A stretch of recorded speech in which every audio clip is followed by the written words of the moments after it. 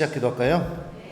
성부와 성자와 성령의 이름으로 아멘. 은총이 가득하신 마리아님 기뻐하소서. 주님께서 함께 계시니 여인 중에 복되시며 태중의 아들 예수님 또한 복되시나이다.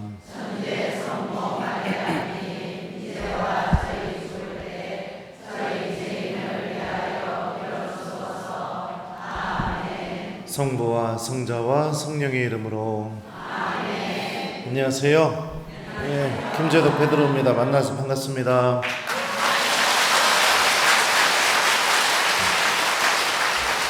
저기 마산교구 성령기도회는 제가 전국에서 제일 많이 오는 곳 같아요.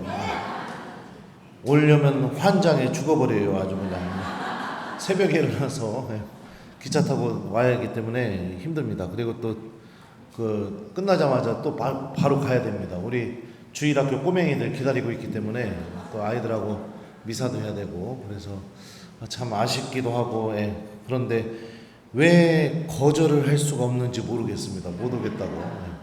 참 신기합니다. 이번에는 또 작전을 잘 짜셨더라고요. 그 주제가 또 제 유튜브 채널명을 그대로 내 안에 머물러라 딱 요 주제로 해달라고 이렇게 하셔가지고 또 거절을 할 수가 없었습니다. 우리 요한복음 읽어보셨으면 아시겠지만 요한복음은 그 학자들의 의견에 의하면 12장까지를 표징의 책이라고 부릅니다. 그리고 1장부터 12장 안에는 7개의 표징 이야기가 나와요. 쉽게 말하면 예수님의 기적 이야기들이죠. 공간복음에는 기적 이야기가 참 많이 나오는데 요한복음서는 그 공간복음이 이야기하는 기적 이야기 중에 딱 7개만 뽑아서 이야기를 들려줍니다. 그리고 또 7번의 담화라는 게 나옵니다. 예수님이 누군가와 대화하는 그런 담화가 나오고요. 그리고 또 7번의 나는 뭐뭇이다 라는 이 하느님의 이름을 빌려서 당신의 정체성이 무엇인지를 이렇게 드러내는 그런 선언들이 나옵니다. 예를 들면 나는 생명의 빵이다, 나는 착한 목자다, 나는 세상의 빛이다 이런 표현들이요. 그리고 이제 이게 이제 12장까지 그 7번의 표징이 나오면서 요한복음 전체에서 담화와 나는 뭐뭇이다 이 선언이 이렇게 펼쳐져 있어요. 이 777이라는 이 구도 안에 13장부터 어떤 이야기가 시작되냐면 예수님의 세종례 이야기가 시작되면서 본격적으로 순환 이야기가 시작됩니다. 그래서 보면 13장에서 주님께서 제자들의 발을 닦아주시면서 새로운 계명을 주십니다. 내가 너희를 사랑한 것처럼 너희도 서로 사랑하여라. 이 예수님의 이 사랑의 초대 그리고 사랑을 어떻게 해야 하는지를 세종례를 통해서 보여주세요. 그리고 14장에서는 보호자 성령에 대한 약속의 이야기가 나옵니다. 보호자 곧 아버지께서 내 이름으로 보내실 성령께서 너희에게 오시면 너희에게 모든 것을 가르치시고 내가 너희에게 한 말을 기억하게 해주실 것이다. 그리고 15장에서 포도나무의 비유가 나옵니다. 나는 참 포도나무요 너희는 가지다. 그러면서 어떤 얘기를 하기를 원하시냐면 가지가 포도나무에서 떨어져 나가면 살 수가 없는 것처럼 예수님과 제자들의 관계가 이와 같다는 거예요. 그러면서 다시 한번 강조를 합니다. 너희는 내 안에 머물러라. 나도 너희 안에 머무르겠다. 그리고 16장에서 다시 보호자 성령에 대한 이야기가 나옵니다. 보호자 성령께서 오시면 의로움과 죄와 심판에 대하여 너희에게 다시 밝혀주실 것이다 하면서 죄와 의로움과 심판이 무엇인지를 주님이 말씀하세요. 그리고 17장에서 이렇게 하니까 꼭 신학교 수업 같네요. 예수님이 기도를 하십니다. 이걸 대사제의 기도라고 하거든요. 기도의 이 중심 주제가 뭐냐면 제가 아버지 안에 있고 아버지께서 제 안에 있는 것처럼 이들도 우리 안에 있게 해주십시오. 아버지, 이들이 우리처럼 하나가 되게 해주십시오. 저는 이들을 위해서만 기도하는 것이 아닙니다. 이들을 통해 믿게 되는 모든 사람들을 위해서도 기도합니다. 이들도 우리처럼 하나가 되게 해주십시오. 이렇게 이야기가 펼쳐져요. 그러니까 13장에서 사랑에 대해서 얘기하고요. 15장에서는요.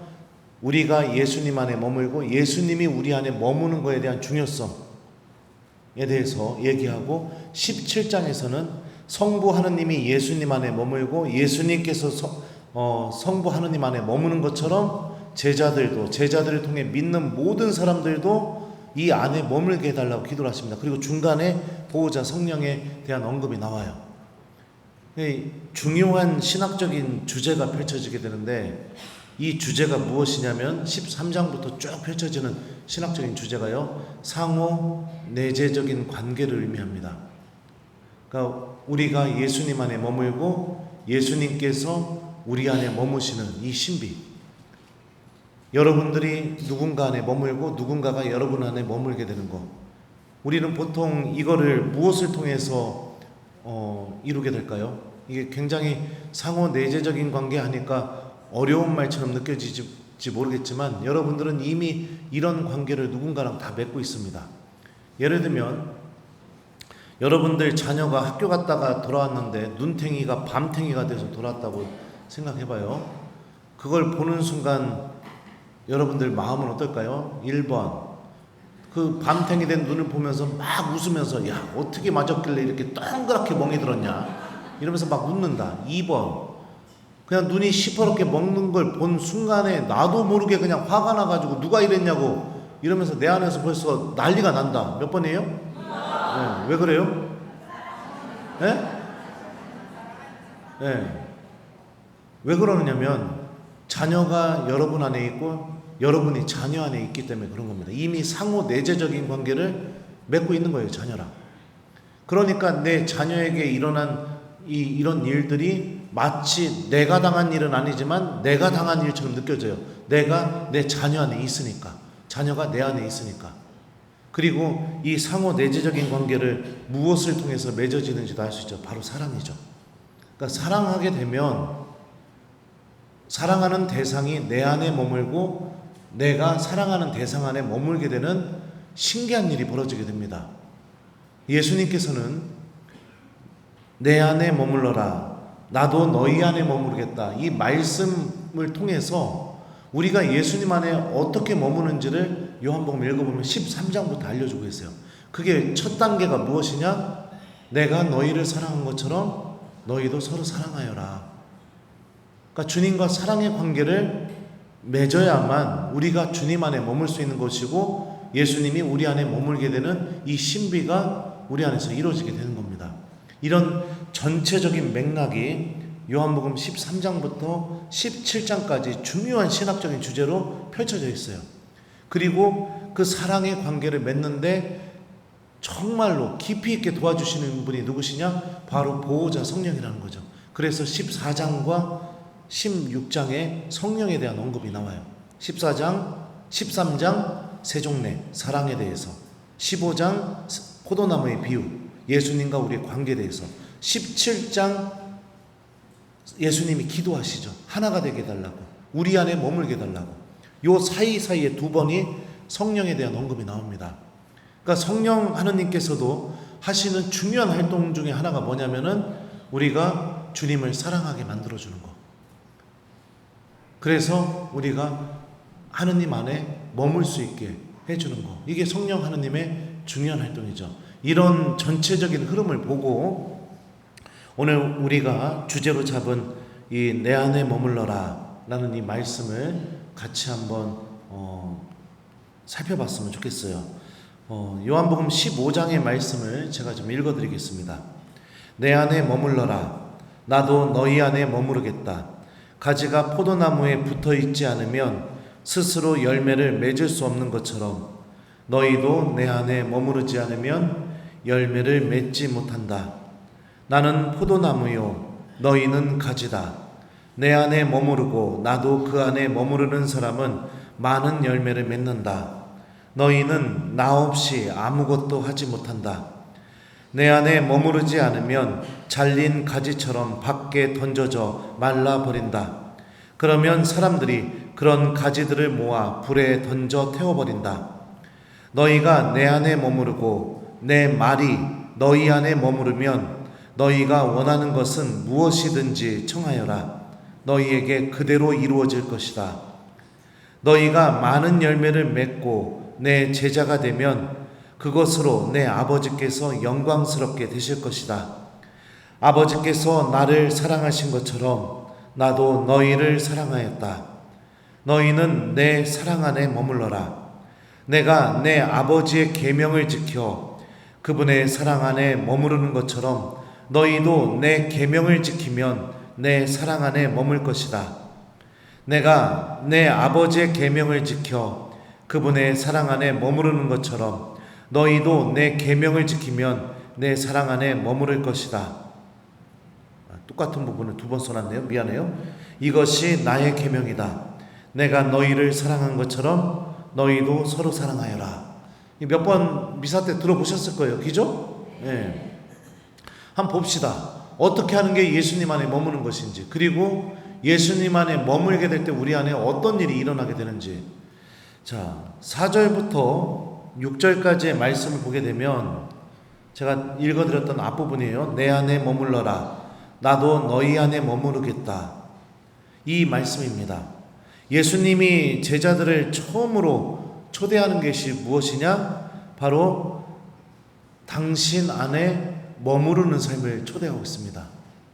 이 그리스 말로 메노라고 하는데요, 머물다의 의미로 번역된 단어가요. 이 단어의 사전적인 의미는 머물다, 존속하다, 남아있다, 계속 살다, 이런 것을 의미합니다. 그러니까 단순히 육체적으로 함께 있는 것을 의미하는 것이 아니라 나의 삶의 이 원동력을 찾고 있는 것을 의미하는 겁니다. 그러니까 어떤 의미냐면, 아이가 집에 있으면 편안함을 느껴요. 근데 엄밀하게 얘기하면 집이라는 장소가 아니라 집에 엄마가 있기 때문에 엄마 옆에 있으면 편안함을 느끼게 되는 거예요. 모든 생명의 원인을 엄마와 함께 있는 시간 안에서 찾게 되는 거죠. 이거랑 똑같은 겁니다. 그러니까 우리는 주님 안에 머문다는 게 단순히 뭐 성전 안에 와서 아니면 무엇인가를 해서 이게 주님 안에 머문 것이라고 생각할 수 있어요. 물론 그것도 주님 안에 머무는 첫 발걸음이지만, 제일 중요한 이 머무름은 뭐냐면, 가지가 포도나무에서 양분을 받아서 열매를 맺을 수 있는 모든 원동력을 포도나무로부터 받는 것처럼 우리들의 신앙생활도 주님의 말씀과 성체 안에서 모든 양분을 받아내면서 살아가는 삶, 이게 진짜 머무는 겁니다. 이 머무름을 선택하게 되면 어떤 일이 벌어지게 되느냐? 주님께서 우리 안에 머무시는 일이 벌어지게 됩니다. 이게 상호 내재적인 관계를 맺게 된다는 것을 의미하죠. 그래서 나에게 벌어진 이 모든 일들이 나 혼자 해결해야 될 일로 끝나는 것이 아니라, 아이에게 무슨 문제가 생기게 됐을 때 엄마가 하던 일을 다 중단하고 그 아이를 온전한 상태로 다시 돌려놓기 위해서 노력하는 것처럼, 엄마의 문제로 바뀌게 되는 것처럼, 내가 영적으로 넘어지거나 죄를 저지르거나 어둠 속에 놓이게 되거나 하느님에 대한 믿음을 잃어버리게 되거나 이런 상태에 떨어지게 된다면, 이거는 나 혼자 노력해서 다시 하느님께로 돌아가야 할 일로 끝나는 것이 아니라, 내 안에 머물고 계시는, 그리고 내가 머물고 있는 그 예수님께서도 함께 손을 걷어붙이고 나서야 할 이런 성질의 것으로 바뀌게 된다는 것을 의미하는 거죠. 그래서 죄가 많을수록 은총이 많아지는 겁니다. 왜요? 주님이 내 안에 머물고 있으니까. 내가 죄로 인해서 넘어지게 되었던 이 모든 것으로부터 누구보다도 하느님이 나를 다시 은총 안으로 돌려놓기를 원하고 계시니까요. 그래서 병든 이들에게 의사가 필요하다고 하면서 주님께서 찾아오시는 겁니다. 왜요? 내 영혼을 치유하는 것이 나 혼자만의 해결해야 될 문제가 아니라 내 안에 머물고 계시는 주님께서 해결하셔야 될 문제이기 때문에 그렇습니다. 그리고 내가 구원받는 문제도 예수님께서 누구보다도 더 심각하게 내 삶 안에 개입하시면서 나를 구원으로 인도하셔야 할 그런 문제로 바뀌게 되는 거죠. 이게 상호 내재적인 관계가 갖고 있는 모습이죠. 포도나무에 붙어있지 않는 가지는 열매를 맺을 수 없다고 주님께서 말씀하셨죠. 다시 말하면 예수님 안에 머물지 않는 신앙생활은 열매를 맺을 수가 없습니다. 그리고 가지는 말라 비틀어져서 불에 던져질 수밖에 없는 것처럼 예수님 안에 머물지 않는 신앙생활은요, 나의 영적인 생명과 직결되어 있는 것과 같다고 볼 수 있는 거죠. 한 번의 기도를 거르는 걸지 모르겠지만, 한 번의 주일미사를 빠지는 걸지 모르겠지만, 한 번의 고해성사를 외면하는 걸지 모르겠지만, 이 모든 것이 무엇이냐? 포도나무이신 예수님으로부터 내 스스로 떨어져 나가려고 하는 그런 행동들인 거예요. 주님 안에 머물지 않으려고 하는 것이죠. 그러면은 주님 안에 머물지 않게 되게 되면 그 사람의 생명력은 어디에서 얻게 될까요? 삶을 살아갈 생명을 얻어야 되는데 이제 주님 안에 머물지 않으려고 하니까 세상적인 것들이 그 사람의 생명력이 되겠죠.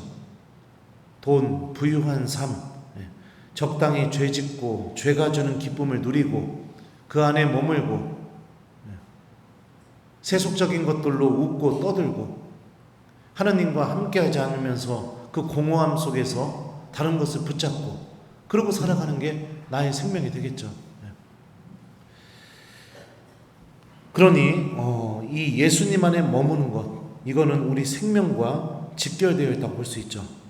이 머물다라는 이 동사가 루카복음에서 아주 유명한 본문에서 한번 쓰였는데 그 본문이 뭐냐? 바로 엠마오로 가는 제자들 이야기입니다. 부활하신 주님과 엠마오로 가던 제자들이 함께 길을 나서게 되는데 못 알아보죠, 예수님을. 그런데 못 알아보는 제자들을 향해서 예수님께서 하셨던 것이 무엇이냐? 율법과 예언서 전체에 걸쳐서 당신에 관한 기록들을 들려주셨다고 했습니다. 말씀을 계속 듣게 되니까 제자들 안에서 일어난 첫 번째 변화가 무엇이냐? 우리나라 성경에는 이렇게 번역이 되어 있어요. 저희와 함께 묵으십시오. 예수님을 붙잡았어요. 근데 그리스어 성경을 직역하면 이렇게 번역이 됩니다. 저희와 함께 머무르십시오. 그러니까 제일 먼저 일어난 이 열매가 뭐냐면 예수님이 우리 안에 머물렀으면 좋겠다. 나도 예수님 안에 머물고 싶다. 이게 제자들 안에서 처음으로 일어난 변화인 거죠. 신앙생활의 이 첫 번째 단계는 바로 주님 안에 머무는 삶, 주님 안에 머물고 싶은 마음, 이게 우리 안에 생겨나야 됩니다. 이게 생겨나지 않게 되면 우리는 많은 것들을 하고 있으면서도 예수님께서 주시는 생명력이 무엇인지를 전혀 못 느끼면서 살아가게 됩니다. 특히 죄, 그 다음에 또 악의 유혹, 이런 것들은 우리가 주님 안에 머무는 것을 끊어놓는 그런 역할들을 해요. 실제로 고해성사가 많이 사라진 신앙인의 모습을 보게 되면 기도는 많이 하고 있을지 모르겠지만 그 사람의 영혼이 예수님 안에 깊이 있게 머물고 있지 못한 모습들이 드러나게 됩니다. 습관이 돼버리게 된 거죠. 아침에 일어나서 아침 기도하고 묵주기도 하고 삼정기도 하고 그리고 나서 자기 전에 저녁 기도하고 그러면은 나는 오늘 해야 할 일 다 했다 이렇게 생각하는 거예요. 마치 숙제를 하듯이. 연애할 때 그 만나는 것을 숙제하듯이 만나면 그 남녀가 결혼할 수 있을까요? 네? 나는 그런 걸 안 해봐가지고 잘 모르거든요. 해봤잖아요. 네. 일어나서 문자 보내고 뭐 전화 통화하고 그냥 숙제하듯이. 그리고선 한쪽이 나는 당신이 나를 사랑하는지 모르겠어 그러면 거기다 대고 왜? 내가 전화도 했고 문자도 했고 밥도 같이 먹었고 근데 뭘 사랑하는지 몰라? 이렇게 나온다면 그 관계가 깊어질 수 있냐고요. 신앙생활도 마찬가지인 거예요. 머문다는 것은 뭐냐면 내 삶의 원동력을 주님 안에서 얻는다는 것을 의미합니다. 자, 그러면은 또 보죠. 이어서 주님께서 하신 말씀이요. 하느님께서 아니죠. 네. 자, 또 내가 뭔가를 잔뜩 써가지고 왔어요. 자, 그러면 주님 안에 머무르는 방법이 무엇인가? 어떻게 머무르는가? 너희가 내 안에 머무르고 내 말이 너희 안에 머무르면 너희가 원하는 것은 무엇이든지 청하여라. 너희에게 그대로 이루어질 것이다. 너희가 많은 열매를 맺고 내 제자가 되면 그것으로 내 아버지께서 영광스럽게 되실 것이다. 자, 예수님 안에 머무르는 첫 번째 방법이 무엇이냐? 주님께서 말씀하셨습니다. 너희가 내 안에 머무르고 내 무엇이요? 내 말이 너희 안에 머무르면, 이렇게 말씀하세요. 그러니까 우리가 예수님 안에 머무르는 길이 무엇이냐면 예수님의 말씀이 우리 안에 머무르는 겁니다. 이게 주님 안에 머무르는 첫 번째 방법이에요. 가지가 포도나무에서 양분을 받듯이 붙어 있으니까요. 여기서 이 본문에서 붙어 있다라는 이 표현도 다 머물다라는 동사가 쓰였어요. 근데 우리나라 번역으로는 붙어 있다라고 번역됐지만, 포도나무에 그러니까 머물고 있을 때 양분을 받듯이 우리가 주님 안에 머무는 첫 번째 길은 뭐냐면 그분의 말씀이 우리 안에 머무는 것, 그분의 말씀이 나의 양식이 되는 것, 그분의 말씀이 나의 생명이 되는 것, 이게 예수님 안에 머무는 첫 번째 발걸음입니다. 그러니까 잘 생각해 보세요. 예수님의 말씀이 내 안에 머물고 있고 그분의 말씀이 나를 움직이고 있고 그분의 말씀이 나에게 힘을 주고 있고 희망을 주고 있고, 이렇다면 나는 예수님 안에 잘 머무르고 있는 겁니다. 근데 무엇인가 많이는 했는데 예수님의 말씀이 뭔지도 모르고 오늘 복음 뭐예요? 몰라요. 내가 평상시에도 계속 이렇게 살고 있다면 정말 죄송하지만 오늘 본문의 내용으로 보게 될 때는 주님 안에 머물고 있다고 보기가 어려운 거예요. 머물고 있다고 보기가 어려운 거죠. 예수님 안에 머무는 이 첫 번째 발걸음은 주님의 말씀을 듣는 겁니다. 그리고 그분의 말씀이 나의 양식이 되는 거예요. 양식이 무엇을 의미할까요? 양식. 제가 이 양식의 의미를 우리 교구 사제피정 때 한번 아주 깊이 있게 깨달았던 적이 있었어요. 네, 여기서 얘기했나 모르겠는데 스케줄이 하도 바쁘다 보니까 대전교구는 신부님들이 많아서 사제피정을 3차, 4차에 나눠서 합니다. 신부님들 피정을. 근데 제 스케줄만 보고선 그 피정이 무슨 피정인지 확인도 안 하고 사무장한테 몇 차로 그냥 신청하세요 이렇게 했거든요. 그리고선 피정하러 들어갔는데 첫날부터 밥을 안 주는 거예요. 네. 밥을 줘야 되는데 식당 갔더니 아무도 없어요. 그래가지고 왜 밥을 안 주지? 그래서 다시 방에 올라가고 옆방에 있던 그 선배 신부님한테 문 두드려가지고 제도가 이러는 거예요. 형, 왜 밥 안 주지? 그랬더니 너 이거 몰라? 뭐가? 그랬더니 저한테 이러는 거예요. 이거 단식 피정이요. 5일 동안 강제로 굶었슈. 5일 동안. 네. 단식 피정이라. 새끼를 안 먹으면 사람 안에서 어떤 일이 벌어지는 줄 알아요? 바람만 불어도 어디서 닭 쌌나 이 생각이 들어요. 바람만 불어도. 네. 이틀을 굶으면은 하루 종일 먹을 것만 생각해요, 사람이. 3일을 굶으면 어떡하느냐? 나가서 뭐 먹을지 그거 종이에다 쓰고 앉아있어요. 이것도 먹어야지, 이것도 먹어야지. 네. 이게 양식이 갖고 있는 힘이에요. 양식이 갖고 있는 힘. 평상시에는 잘 모르지만 그게 중단돼 버리게 되면 내가 아무것도 할 수 없는 거, 그게 나의 양식이에요. 평상시에는 잘 모르지만 예수님의 말씀을 양식으로 삼고 살아가는 사람들은요, 주님의 말씀을 못 들으면 내가 아무것도 할 수 없는 그런 상태에 놓이게 됩니다. 그게 예수님의 말씀이 나의 양식이 된 거죠. 우리가 이런 말씀과 이런 관계를 맺게 될 때 우리는 예수님 안에 머물고 예수님이 우리 안에 머무시는 그 엄청난 일이 벌어지게 됩니다. 저는 예수님이 이렇게 말씀하셨죠. 너희가 내 말이 너희 안에 머무르면 너희가 원하는 것은 무엇이든지 청하여라. 너희에게 그대로 이루어질 것이다. 네. 근데 많은 경우 너희가 원하는 것은 무엇이든지 청하여라. 여기에만 포인트를 맞추고 있어요. 아니에요. 말씀이 머물러야 돼요. 말씀이 머물게 되면 우리가 원하는 것은 지향이 어떻게 되게 될까요? 하나님의 구원을 바라보게 돼요. 말씀이 내 안에 머물게 되면. 그래서 내가 구원받는 데 필요한 것들을 주님께 청하는 사람이 되게 됩니다. 네. 저는 안수해 줄 때 자주 기억하는 말씀 중에 하나가 보라 내가 세상 끝날까지 언제나 너희와 함께 있겠다. 이 말씀을 마음속으로 기억하면서 안수를 해요. 보통 할 때. 왜 그러냐면 개인적인 체험 때문에 그렇습니다.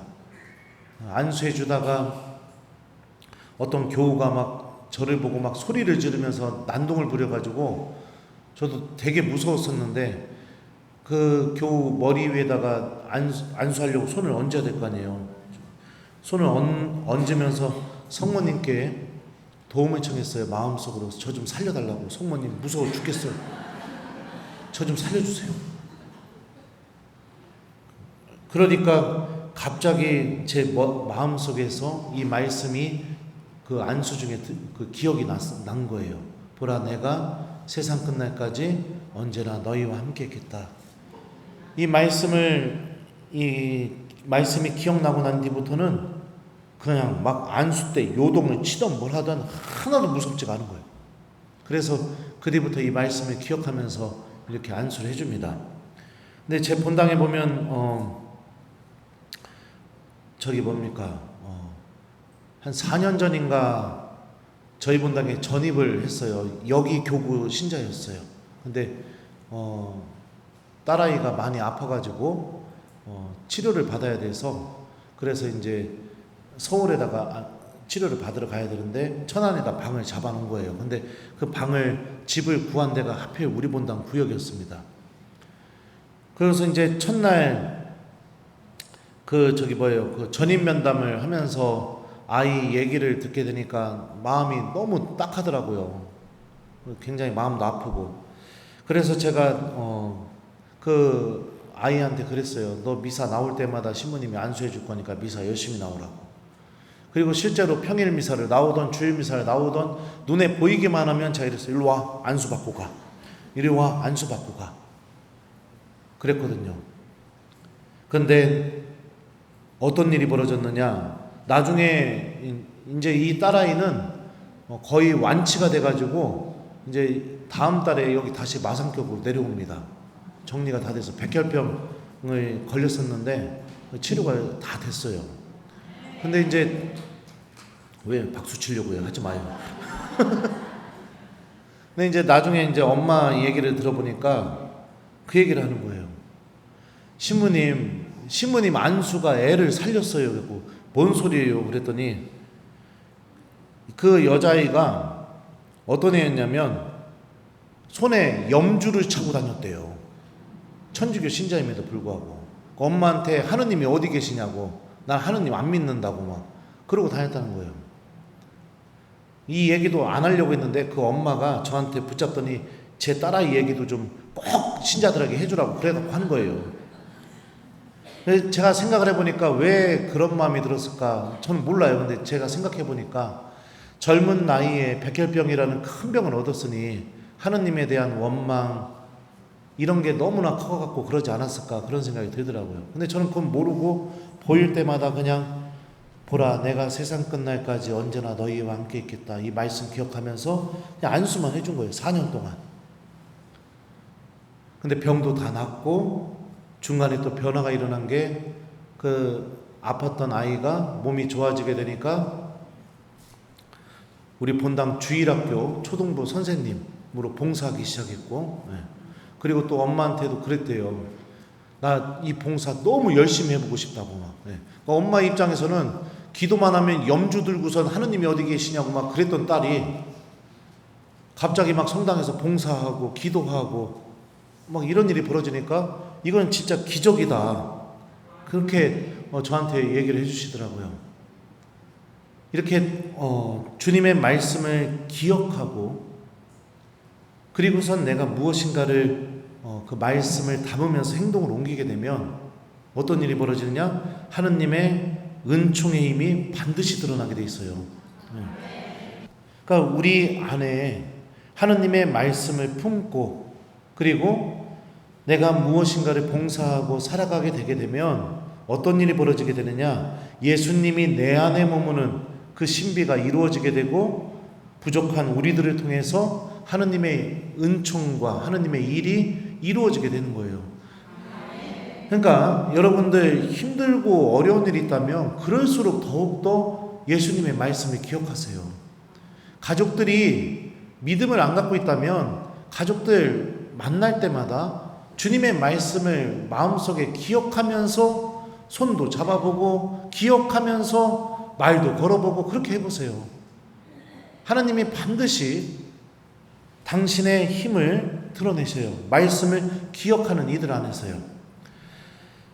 악마는 어제도 복음이 악마에 대한 복음이었습니다. 우리들 마음 안에서 하나님의 말씀이 남아있지 않기를 간절히 바랍니다.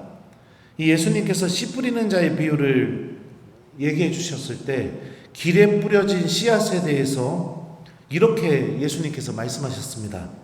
그러나 너희는 씨 뿌리는 사람의 비유를 새겨들어라. 누구든지 하늘나라에 관한 말을 듣고 깨닫지 못하면 악한 자가 와서 그 마음에 뿌려진 것을 빼앗아간다. 길에 뿌려진 씨는 바로 그러한 사람이다. 악마의 첫 번째 활동이 무엇이냐면 우리 마음 안에 뿌려진 말씀의 씨앗을 빼앗아가는 게 악마의 활동이에요. 왜 이걸 하게 될까요? 내가 말씀을 간직하게 되면 예수님과 상호 내재적인 관계를 맺게 되니까 그게 싫은 겁니다. 말씀을 빼앗고 그 말씀이 있어야 할 자리에 세상적인 것들을 다 들이놓고 그래서 그거 얻기 위해서 하느님 외면하고 그거 얻기 위해서 기도할 시간이 없고 그거 얻기 위해서 주님을 만날 시간이 없게 그렇게 만들어 버립니다. 주님 안에서 떨어져 나간 가지, 포도나무이신 예수님 안에 머물고 있지 않는 가지가 되게 하는 게 이게 악의 활동이죠. 어제 복음 같은 경우는 그렇죠.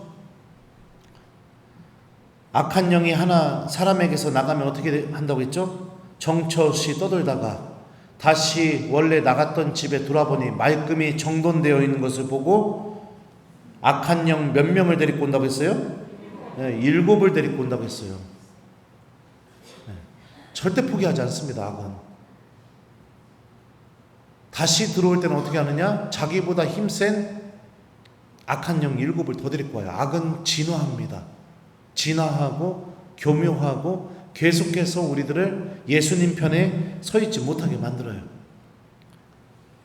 어제 복음에도 보면 베엘제불이라는 말이 나옵니다. 이게 말 여기서 제가 풀이해 줬는지 모르겠지만 베엘제불의 뜻은 파리들의 주님, 파리떼들의 주님 이런 뜻이에요. 파리들이 더러운 데 앉잖아요. 근데 손으로 치면은 더러운 데서 날아갑니다. 그리고 그 손 사라지면 다시 더러운 데 앉는 것처럼 고해성사 때 기도 열심히 안 했습니다. 이렇게 고백하고 죄를 용서받죠. 하느님의 은총으로 들어옵니다. 그리고선 그날 저녁에 집에 가서 다시 기도 안 합니다. 이게 베엘제불, 악이 갖고 있는 힘이에요. 악에서 떨어져 나가지 않게 다시 돌아오게 만드는 것. 고해성사 때 험담했습니다. 이렇게 고백해요. 그리고 나서 용서받아요. 하느님의 은총 하나 들어오죠. 그리고 나서 점심 먹고 커피 마시면서 또다시 험담해요. 반복이 되게.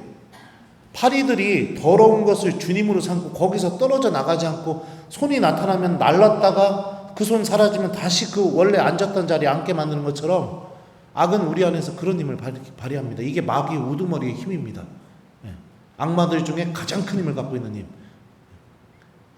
성사는 보지만 언제나 그 자리로 고해성사 보기 이전의 상태로 계속해서 돌아가게 만드는 그런 힘을 우리 안에서 발휘하죠.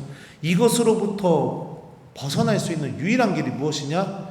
주님의 말씀을 기억하는 겁니다. 하나님 말씀이 붙들어줘요. 제가 강의 오기 전에, 방금 전에 누가 유튜브에 댓글을 달아줬는데 이거 보면서 이거 읽어줘야겠다 이 생각을 했어요. 며칠 동안 혼자 마음에 찔리는 행동을 하여 고백성사를 미루게 되다 보니 신부님 영상도 안 보게 되었습니다.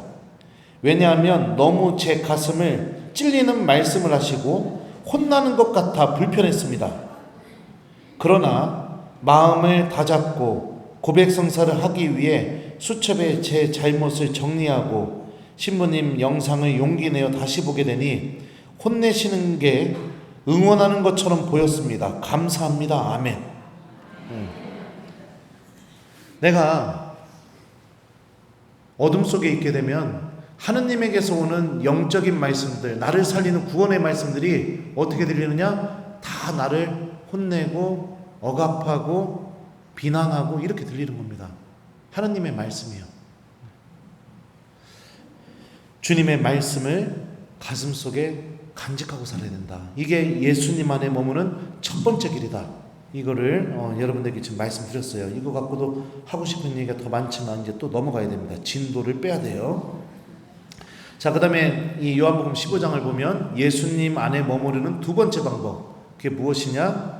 주님께서 이렇게 말씀하셔요. 아버지께서 나를 사랑하신 것처럼 나도 너희를 사랑하였다. 너희는 내 사랑 안에 머물러라. 내가 내 아버지의 계명을 지켜 그분의 사랑 안에 머무르는 것처럼 너희도 내 계명을 지키면 내 사랑 안에 머무를 것이다. 내가 내 아버지의 계명을 지켜 이것이 나의 계명이다. 내가 너희를 사랑한 것처럼 너희도 서로 사랑하여라. 자, 그러니까 예수님 안에 머무는 두 번째 방법이 뭐냐면 예수님께서 주신 계명을 지키게 되면 우리가 예수님 안에 머무르게 된다는 겁니다.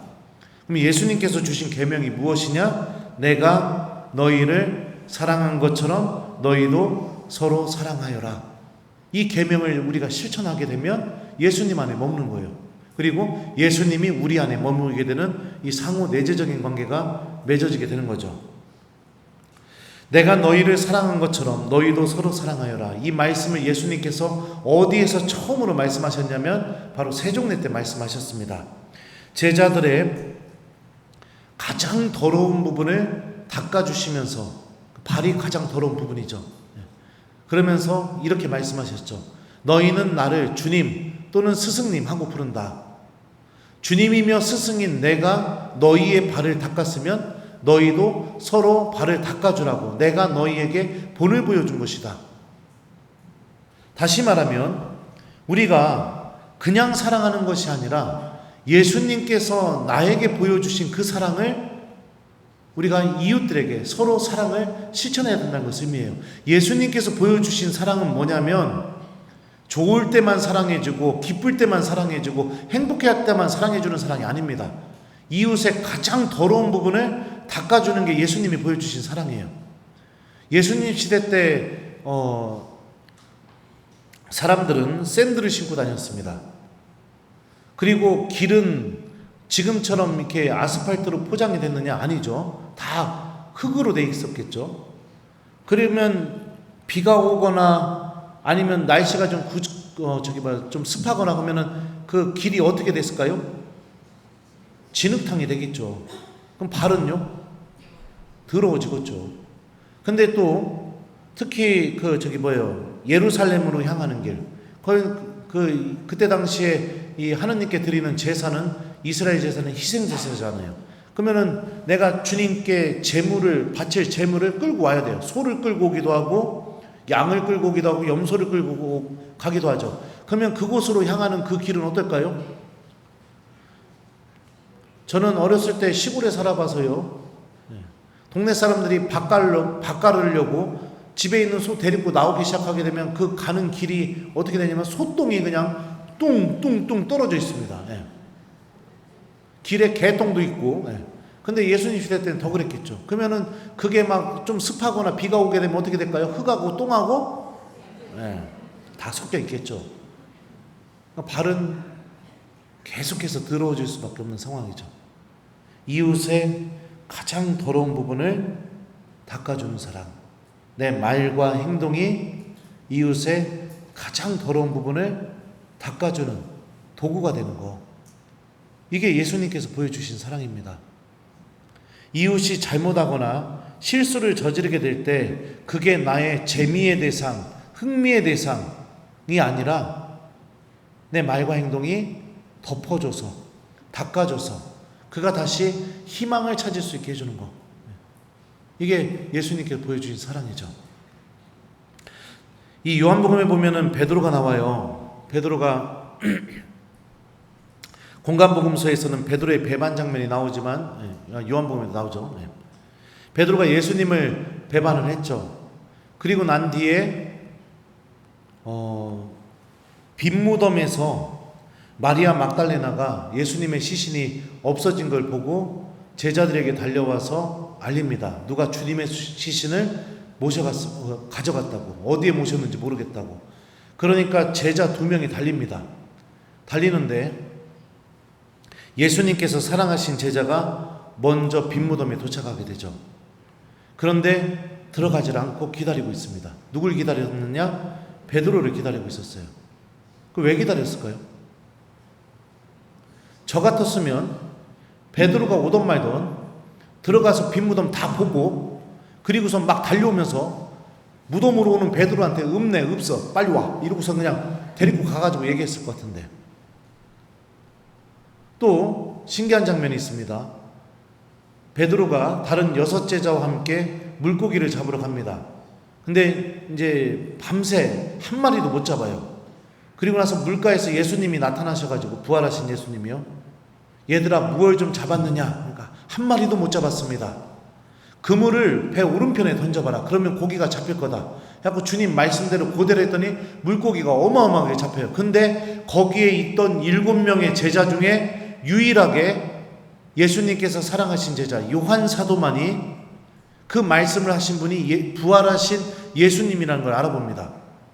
근데 요한 사도는 부활하신 예수님이 저기 계시는 것을 알아봤을 때 어떻게 행동했느냐? 겉옷을 들고 물 속에 뛰어들어서 예수님을 만나러 간 게 아니라 베드로에게 가서 조용히 주님이십니다 이러고 알려줘요.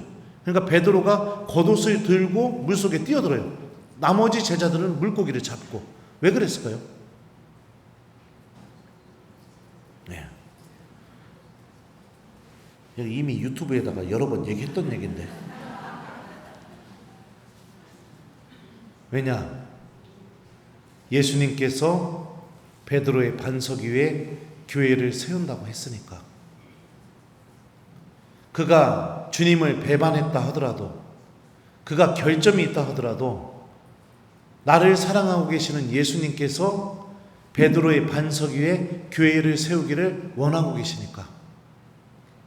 그러니까 그가 넘어졌던 것, 그가 잘못됐던 것, 그게 비난의 대상, 흠집의 대상이 아니라 내가 도움이 될 수 있게 해줘야겠죠. 그럼에도 불구하고 괜찮다고, 너 주님께 가야 된다고, 주님이 너의 반석 위에 교회를 세운다고 하지 않았느냐고, 용기 내라고 요한 사도가 이렇게 보여주는 거죠. 더군다나 요한복음에서 요한 사도를 가리켜서 뭐라고 얘기했냐면 예수님께서 사랑하신 제자라고 얘기합니다. 12제자 중에 예수님께서 사랑하신 제자라고 언급된 제자예요. 그리고 이 제자가 어느 정도로 예수님께 사랑을 받았느냐? 세종내 장면을 보게 되면 이런 편이 있어요. 제자 가운데 한 사람이 예수님 품에 기대어 앉아 있었는데 그는 예수님께서 사랑하신 제자였다. 여기서 예수님 품을 의미하는 이 그리스 말이 콜포스라는 단어가 쓰였는데 이 단어의 사전적인 의미는 자매님들의 가슴을 의미합니다. 예수님은 남자인데 왜 요한복음서 저자가 예수님의 가슴을 자매님들의 가슴으로 표현했을까? 이건 특별한 의도가 있는 거죠. 자매님들 가슴 속으로 들어갈 수 있는 사람들이 누굴까요? 1번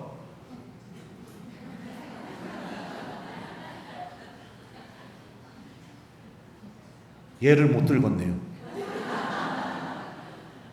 자매님들 가슴속으로 들어갈 수 있는 사람들, 아이, 남편, 그죠? 네. 그 나머지는 없어요. 있어서는 안 되고. 그 자매가 진짜로 사랑하는 사람만 그 자매의 가슴속으로 들어갈 수 있습니다. 그 자매가 진짜로 사랑하는 사람만. 그러니까 제자들 가운데 한 사람이 예수님 가슴에 기대어 있었다. 이 표현은 뭐예요? 예수님이 정말로 사랑했던 제자라는 것을 의미합니다. 유일하게 예수님 가슴속으로 들어갈 수 있었던 제자. 그렇게 사랑받았던 요한 사도가 어떻게 하느냐? 넘어진 베드로가 주님께 갈 수 있게 도와주죠. 이게 바로 내가 너희를 사랑한 것처럼 너희도 서로 사랑하여라. 이 말씀을 실천하고 보여주는 모습인 거죠. 요한 사도는 그렇게 얘기할 수도 있었을 거예요. 내가 있잖아, 제자들이 다 모였을 때 내가 곰곰이 생각해 보니까 일단은 베드로는 예수님 모른다고 배반했고 니들도 순환 시작되자마자 다 도망갔지. 근데 나는 십자가 아래까지 계속 있었어. 성모님 모시고. 그리고 예수님이 나한테 성모님을 맡겼어. 이분이 내 어머니시다 하면서. 이런 모든 것들을 내가 따져봤을 때 교회의 반석은 내가 되는 게 합당하지 않을까? 충분히 이렇게 얘기할 수도 있잖아요. 그죠? 다른 10 제자들은 다 도망갔잖아요. 배반하고. 근데 요한 사도만 끝까지 예수님 곁에 있었으니까. 그런데도 그거를 권력으로, 힘으로, 자기를 드러내는 수단으로 사용하지 않은 거예요. 정말로 나를 사랑하고 계시는 예수님이 바라시는 일이 이루어질 수 있도록 베드로 안에서 협력하는 사람이 된 거죠. 어디까지 했나 까먹었죠 지금. 그리고 내가 너희를 사랑한 것처럼 너희도 서로 사랑하여라. 이 말씀은요 요한복음 13장에 처음 나온다고 제가 얘기했었는데, 요한복음은 예수님의 성찬제전 장면이 안 나옵니다. 너희는 모두 이것을 받아 먹어라. 이는 너희를 위하여 내어줄 내 몸이다. 그러니까 성체성사를 제정한 모습이 장면이 안 나와요. 대신에 성체성사 장면이 있어야 될 자리에 세종례의 이야기가 나오게 됩니다. 그건 무엇을 의미하느냐? 성체성사의 신비가 무엇인지를 세종례를 통해서 설명하고 있는 거예요. 그러니까 성체성사의 삶을 산다는 것은 무엇이냐? 내가 너희를 사랑한 것처럼 너희도 서로 사랑하여라. 이 삶을 사는 게 성체성사의 신비에 참여한다는 것을 의미하는 겁니다.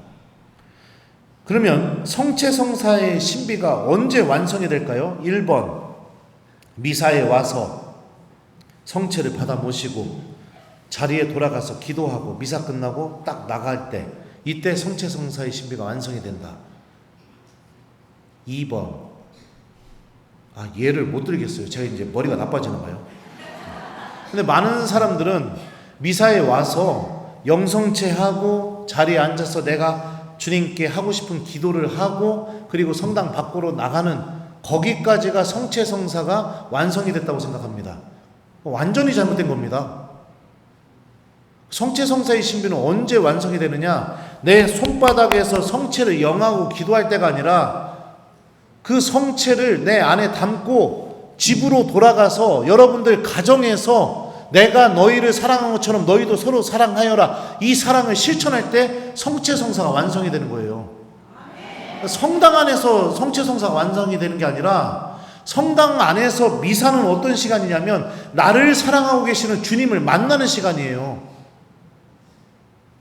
나에게 영원한 생명에 관한 말씀을 들려주시는 그 예수님을 만나는 시간이 이 성당 아니에요. 그리고 이 신비는 어디에서 이루어지게 되느냐? 집에서, 여러분들 밥 먹는 식탁에서, 커피 마시는 그 카페에서, 일터에서, 거기서 이루어지는 거예요. 근데 많은 사람들이 이 성당 안에서만 신앙생활을 하려고 해요. 그러니까 예수님 안에 머무르는 신비가 이루어지지 않게 되는 거죠. 주님의 성체를 모시고 말씀을 들었음에도 불구하고 밖에만 나가게 되게 되면 예수님과 깊은 일체의 삶이 끊어져 버리게 되죠. 기도도 안 하고 입에서는 끊임없이 험담 나오고 마음속에서 누군가를 비난하고 심판하고, 그러면서 내가 원하는 물질적인 것들만 쫓고, 그러면서 살아가게 되는 거죠. 주님 안에 머무르지 못하고 있는 모습인 거죠. 성경을 보게 되면 하느님을 체험한 수많은 인물들이 나옵니다. 아브라함, 이삭, 야곱, 요셉, 모세, 판관들, 예언자들, 사도들.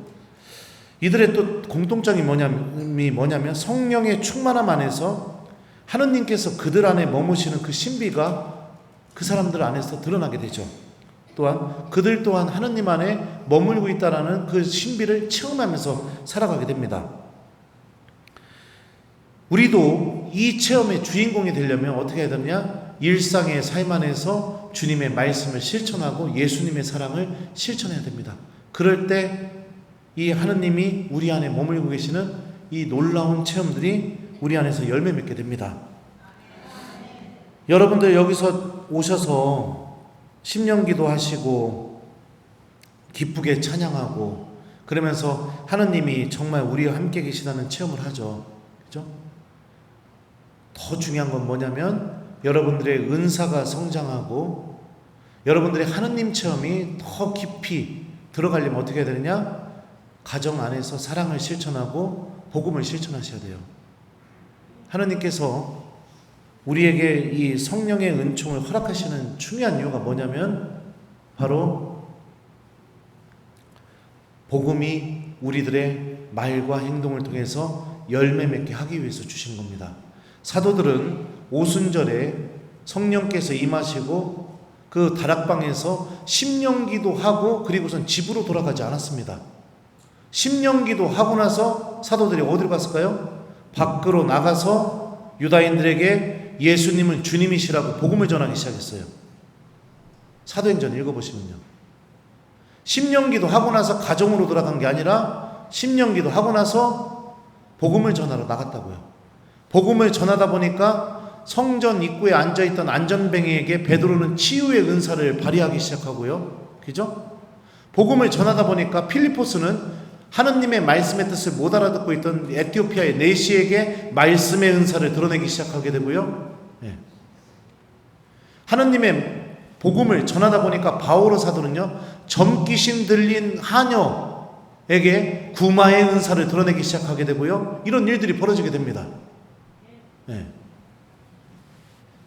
주님 안에 머무는 이 신비는 그냥 우리가 함께 모여서 그냥 여기서 심령기도 하고 기뻐하고 하느님 계시는구나 마음이 뜨거워지고 이걸로 끝나는 게 아닌 거예요. 여기서 원체험이 일어났다면 복음이 얘기하는 것처럼 사람들에게 가서 예수님의 말씀을 전하고 예수님의 사랑을 실천하는 것, 여기에서 완성이 된다는 거죠. 예수님의 사랑 안에 머물고 있는 사람만이 주님의 말씀을 전하고 그분의 사랑을 실천하게 됩니다.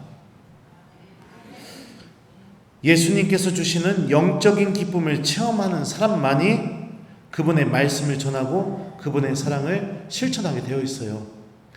맛있는 집을 가게 되면 여러분들 어때요? 1번, 그 집은 나 혼자만 알아두고 절대로 그 누구에게도 얘기 안 하고 나만 혼자 가서 죽을 때까지 그 맛집에 있는 음식을 나만 혼자 먹는다. 2번,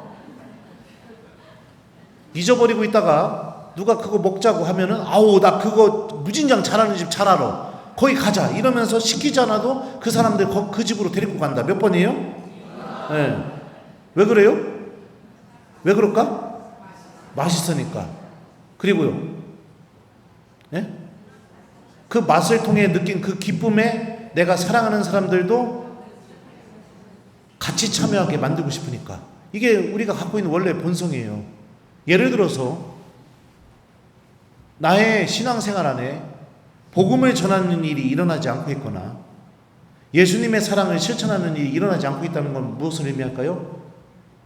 진짜 신앙의 기쁨을 모르고 있다는 것을 의미해요. 모르고 있다는 것을. 그러니까 아무 일도 벌어지지 않는 겁니다. 신앙의 기쁨을 모르고 있다는 건 뭐냐면 내가 예수님 안에 머무는 삶을 살고 있지 않다는 것을 의미해요.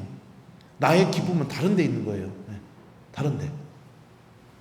누가 돈 준다고 하면 어떻게 될까요? 소문이 막 어마어마하게 나겠죠. 예. 저는요, 전국에 있는 모든 성당 냉담자 단 한 번에 돌아오게 할 방법을 다 알고 있어요. 네? 냉담자들 이 방법만 쓰면은요, 한 달 안에 그 교적에 있는 신자들, 냉담하고 있는 신자들 다 돌아옵니다, 성당으로. 뭔지 알아요? 네? 영성체 대신에 5만 원짜리 다발을 들고선 나오는 신자들한테 그리스도의 돈 5만 원씩 나눠주기 시작하잖아요. 다 나올 거예요. 네, 다 나올 거라고요. 왜 이런 일이 벌어질까요? 돈 안에 머물고 있으니까. 네, 돈 안에 머물고 있으니까.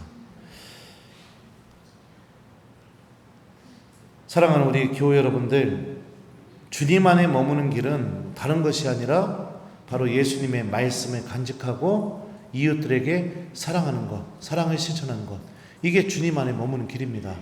그리고 우리들은 이런 선택을 통해서 하나님이 우리를 얼마나 사랑하고 계시는지도 체험해야 됩니다. 이 하나님의 사랑에 대해서 요한복음에서 이렇게 말하고 있어요. 우리가 머물러야 할 궁극적인 하나님의 사랑의 모습이요.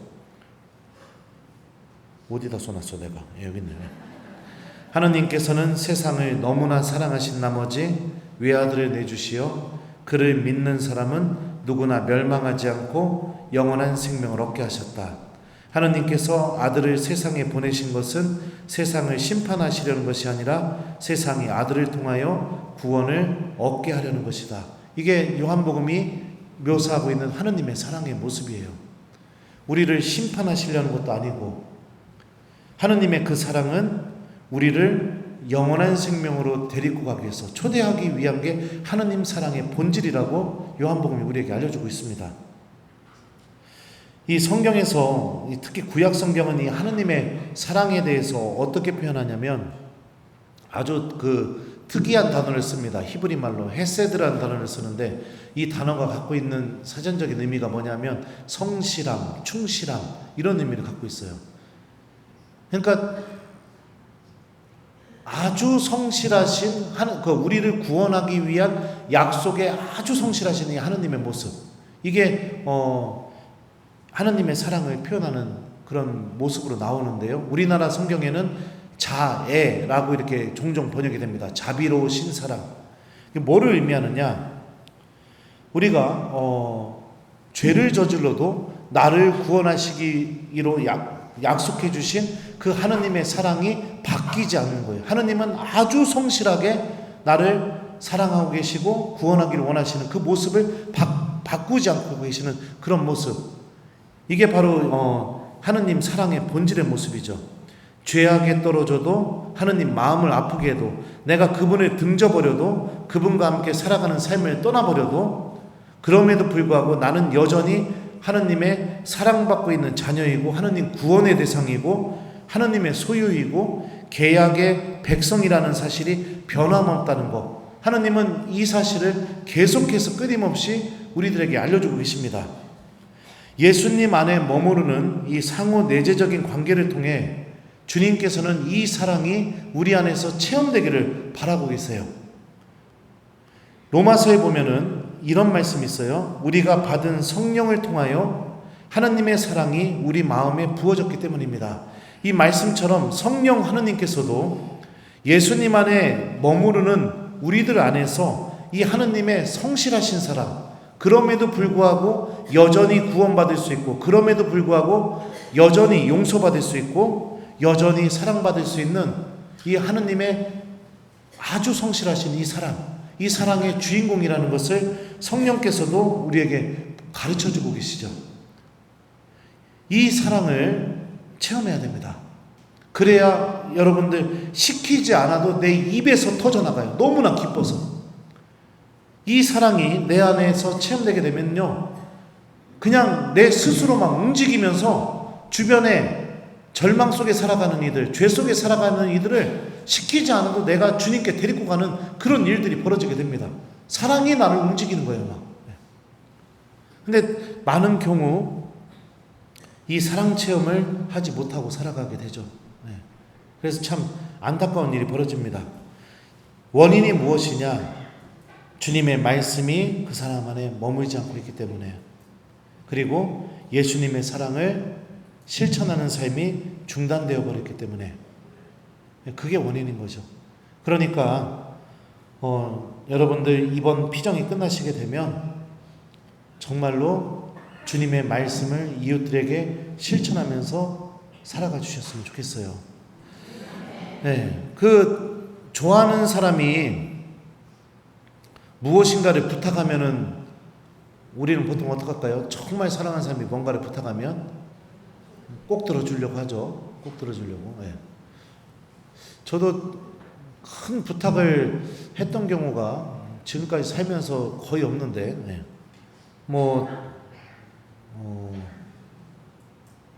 제가 그 유학을 떠나면서 엄마한테 제가 입던 제의를 한번 맡겼던 적이 있었어요. 8년 동안. 근데 그때는 제가 언제 돌아올지 몰랐으니까, 어머니 나 이거 공부 마치고 돌아와서 다시 입어야 되니까 잘 관리하시오, 이러고서 이제 이태리로 갔단 말이에요.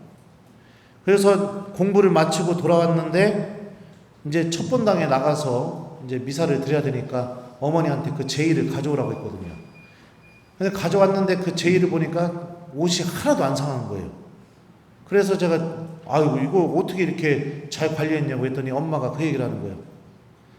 장롱에다가 제의를 넣어놓고 신부님 보고 싶을 때마다 들어가서 만져보고, 철 바뀔 때마다 그 세탁소 가져가서 드라이 한번 하고, 여름에는 또 혹시나 옷 상할까봐 물 먹는 뭐 있지 않냐 그거.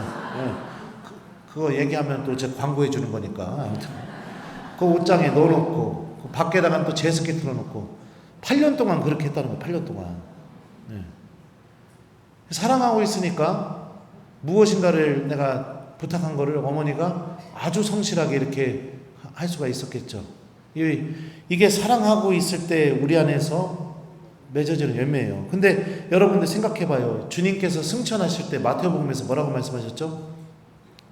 나는 하늘과 땅에 모든 권한을 받았다. 너희는 가서 아버지와 아들과 성령의 이름으로 세례를 주고 내가 너희에게 명령한 모든 것을 가르쳐 지키게 하여라. 보라, 내가 세상 끝날까지 언제나 너희와 함께 있겠다. 이렇게 말씀하셨죠. 예수님의 사랑을 정말로 깊게 체험하는 사람 안에서 어떤 일이 벌어지는지 아세요? 예수님 안에 머물고 있는 사람 안에서 벌어지는 일이요. 나를 너무너무 사랑하고 계시는 그 예수님이 부탁하신 거. 뭐죠? 복음을 전하는 일. 그게 이루어지게 된다는 거죠. 네. 그러니까 내가 미사만 드리고 아무것도 안 하고 있는 신앙인이다. 그냥 집에서 기도는 할 수 있을지 모르겠지만 아무것도 안 하고 있다. 이건 무엇을 의미할까요? 사랑이 없는 믿음일 수 있어요. 네.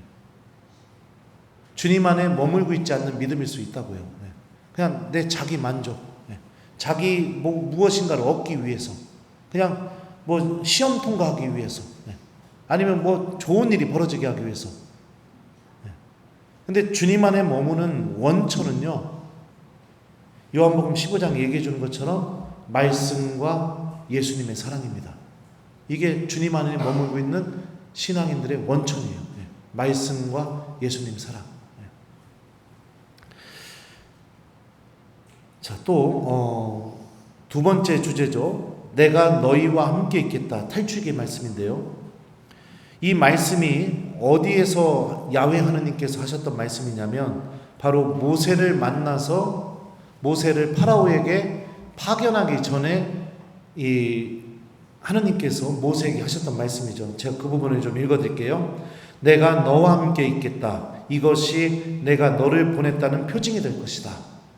하느님께서는 이 말씀과 함께 모세를 파라오에게 보내시면서 당신이 모세와 함께 있는 것 자체가 표징이 되게 해주겠다고 그렇게 말씀하십니다. 그리고 하느님께서 모세와 함께 계시다는 이 표징은요, 모세가 파라오와 이집트 사람들에게 하느님의 말씀을 전하게 될 때 하느님이 모세와 함께 계시다는 이 표징이 드러나게 됩니다. 예수님께서도 똑같이 이렇게 말씀하셨죠. 마테오복음에서 마지막 부분에 보게 되면 아까도 말씀드렸는데요. 제자들에게 선교 사명을 맡기게 되면서 보라 내가 세상 끝날까지 언제나 너희와 함께 있겠다 이 약속을 해주십니다. 그런데 선교 사명을 받게 될 때 제자들의 상태, 마음의 상태를 한번 생각해 봅시다. 복음서가 어떻게 묘사하고 있냐면 그들은 예수님께서 분부하신 산으로 갔다. 그리고 그분을 뵙고 엎드려 경배했다. 그러나 더러는 의심하였다. 라고 복음은 이렇게 묘사하고 있어요. 예수님의 부활 체험을 몇 번이나 했음에도 불구하고 제자들은 의심하고 있었습니다. 제자들의 믿음은 완전하지 못했고 그리고 나약한 믿음을 갖고 있었어요. 그런데 예수님께서는 제자들의 그 나약한 믿음을 문제 삼지 않습니다. 마치 모세가 하느님께 저는 말을 못해서 못 갑니다. 저는 능력이 안 돼서 못 갑니다. 그 탈출기 3장 읽어보시면 하느님이 모세를 파견하려고 할 때 끊임없이 못 간다고 계속 얘기해요. 그런데도 모세가 늘어놓는 그 인간적인 약함들, 이 모든 것들이 하느님께는 하나도 문제가 되지 않습니다. 왜 문제가 안 될까요? 그렇게 부족한 모세랑 하느님이 같이 계셔 주시니까 문제가 안 되는 겁니다. 제자들의 의심도 예수님께는, 부활하신 예수님께는 하나도 문제가 안 됩니다.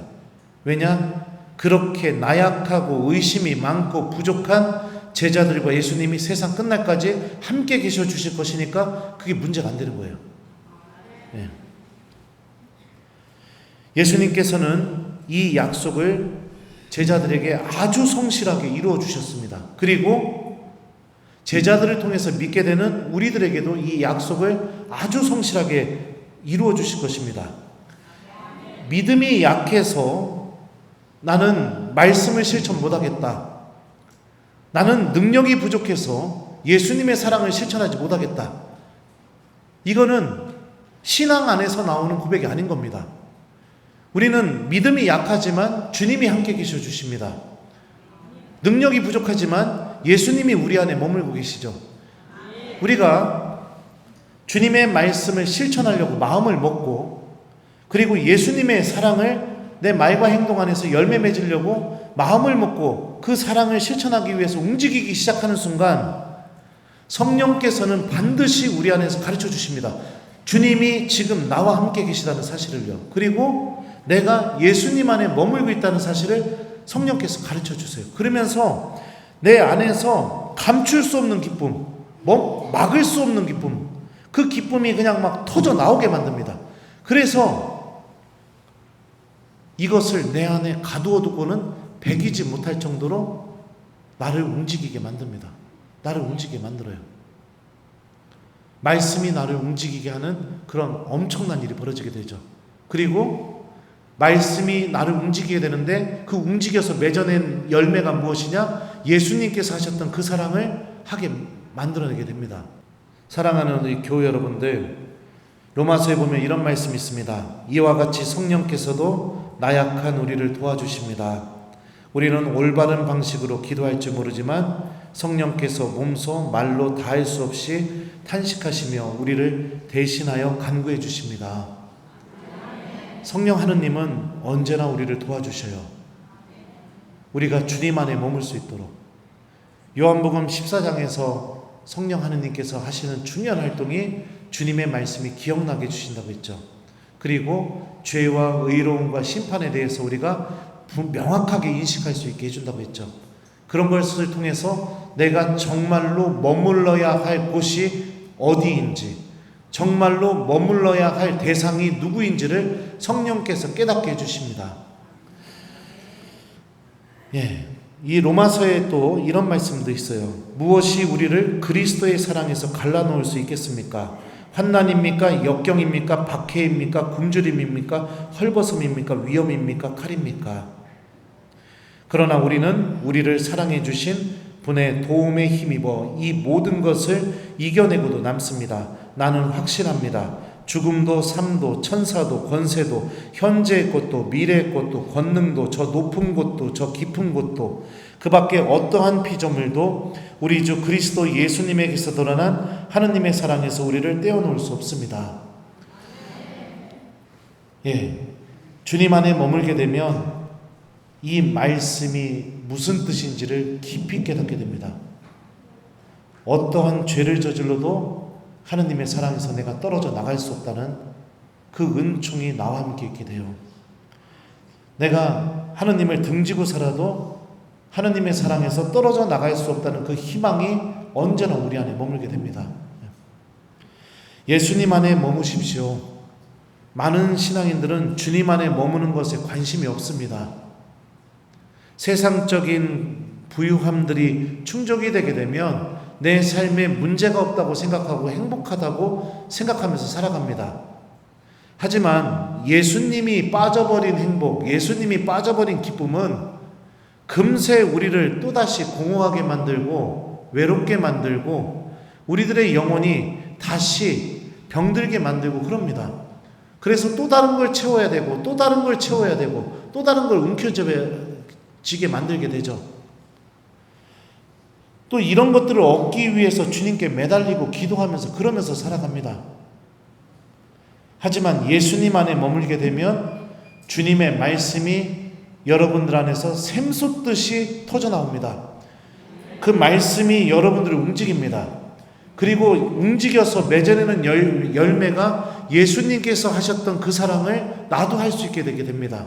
조금은 가난해지고 조금은 손해보고 조금은 내가 부족해지고 조금은 주목받지 못하게 될지 모르겠지만 주님께서 그럼에도 불구하고 나를 사랑하고 계시다는 그 사랑 체험이 내 안에 충만해져서 더 기도하고 싶어지고 더 미사드리고 싶어지게 되고 더 고해성사 보고 싶어지게 되고 더 봉사하고 싶게 되게 되고 이렇게 됩니다.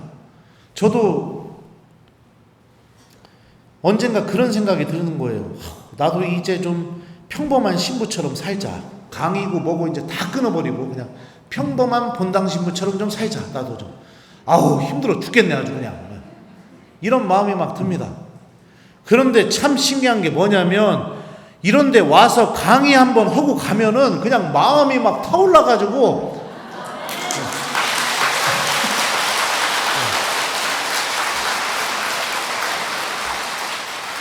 멈출 수가 없어요. 미사를 드리면서 강론을 한번 하게 되면은 강론 때 막 마음이 타올라가지고 멈출 수가 없다고요.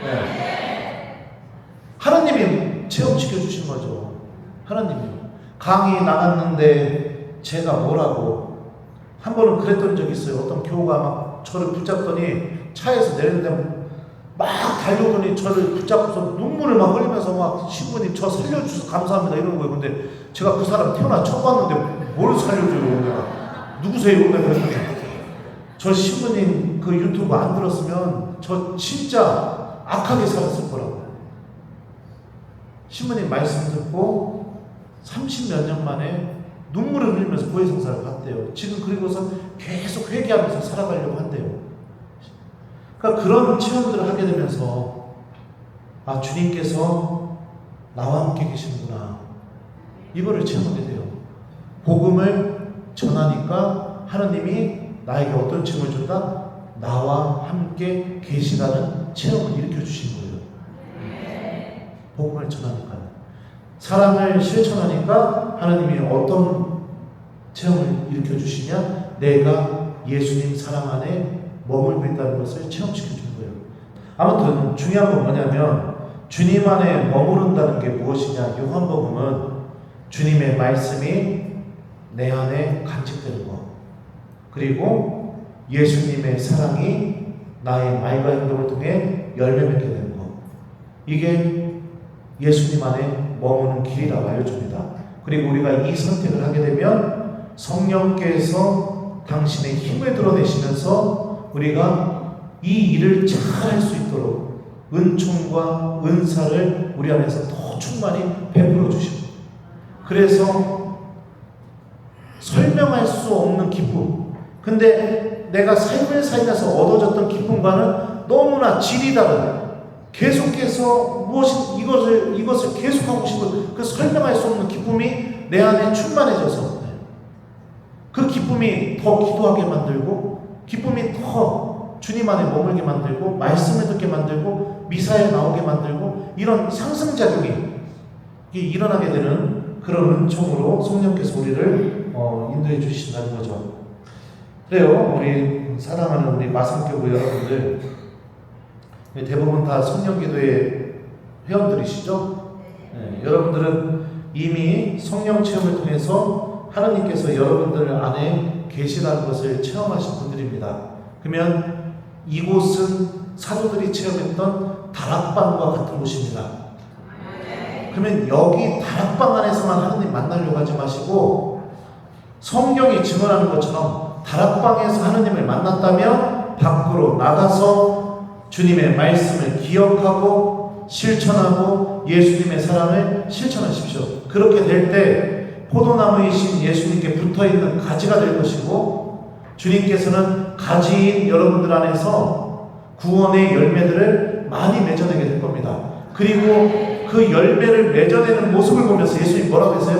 너희가 내 말을 실천하게 되면 세상 사람들이 너희가 내 제자라는 것을 알게 될 것이다, 이렇게 말씀하신 것처럼, 여러분들이 주님의 열매를 맺어내기 시작하게 될 때 세상 사람들이 여러분들 안에서 하나님께서 살아계시다는 것을 바라볼 수 있게 되고 체험할 수 있게 되는 그 은총으로 넘어가게 될 겁니다. 자, 그러면 이제 나는 기차 타고 이제 가야 돼요. 아쉽지만 이렇게 부족한 저를 초대해 주시고 불러주신 우리 회장님 진심으로 감사드리고요. 네, 강복주고 여러분들 떠나도록 하겠습니다. 어디에 있던 건강하시고 하나님 말씀과 예수님 사랑을 마음속에 간직하고 성령의 도우심과 함께 여러분들 기쁘게 구원의 열매를 맺어내시는 예수님 안에 머무시는 하나님의 자녀가 되었으면 좋겠습니다. 네. 성부와 같이 기도할게요. 성부와 성자와 성령의 이름으로 아멘. 주님께서 여러분과 함께 전능하신 천주 성부와 성자와 성령께서는 여기 있는 저희 모두에게 강복하소서. 아멘. 주님을 찬미합시다. 하나님 감사합니다. 성부와 성자와 성령의 이름으로